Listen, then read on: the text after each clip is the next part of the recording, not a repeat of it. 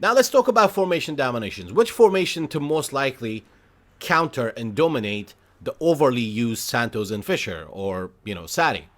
In my opinion, I use 3-4-2-1 a lot on the stream. Yes, one striker is a bit insufficient up front, but again, it's not for everybody. Like, I use 3-4-2-1 with AAD conservative, and I was using offensive LMF and RMF. If it was frontline pressure or aggressive, I would use a fullback, a natural fullback, and a natural winger, like Conte's system in real life. And my AMFs were whole players, is very effective, or creative playmakers. For 2-2-2, that I always have, I use Simeone's second tactic, which is long ball. I usually hug the touchline against Santos if I want to. Just gotta frustrate Santos in the midfield. You have LMF and RMF, play for them. That's the reason you have them. So you can dominate the midfield, stretch them out, overload one side, switch to the other, chances will open up. But if you keep rushing, doing that blind pass in front of your box to the midfield, Santos will get you. You try to go wide, the fullback press you will get you. And that's the whole purpose of Santos being effective. It's all about Santos intercepting you in your own half and countering you. So, gotta love passes. The gameplay matters as well. I've been through that a lot.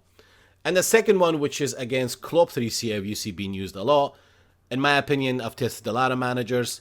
4-2-3-1 with triple AMF, it is pretty effective against Club. But if you're not leading and you have 4-2-3-1, you gotta have an offensive assistant coach if things didn't work out. 3-3-2-2 again without AMF this time, because you want to dominate Klopp in the midfield. 3 midfield against 3 midfield, and you have 2 wide guys. You gotta play for them. Sorry.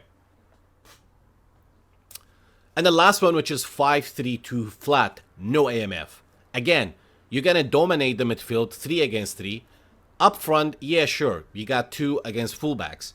But depending on whether the club guy using 4CB, I hate 4CB. When you play against somebody who's using 4CB, you gotta play wide, unless you have the patience to break them down the middle. A good passing, when your input matches your output with a good passing, you dominate. But sometimes you're playing a superstar team and your passing is going apeshit. I mean, you play enough to know how much power you need to make a pass. You're making a pass, your player freezes, opponent comes in. I hate these games when your opponent's reaction is always faster than yours. And don't get me started on red mentality.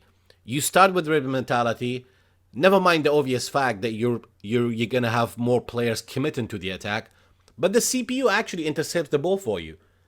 I noticed my CPU just walking beside the opponent on the player, and it just walks beside them and gets the ball off me. myClub. What can I say? I have a mild addiction for it. If you have any questions, comment down below. In the next episode, we're going to talk about meta players, individual players with use players with individual abilities and playing style card to make a perfect squad builder. And then I think I'm going to make it 2-in-1, meta players, meta squad builder, hybrid squad builder, or maybe 2 separate videos to make it a little bit shorter. Hope you enjoyed the video. Show some support by simply subscribing. It's free, you just subscribe so you can get the video. And I appreciate my current subscribers for the support. Like and share. Till next time, PESEP. Ciao.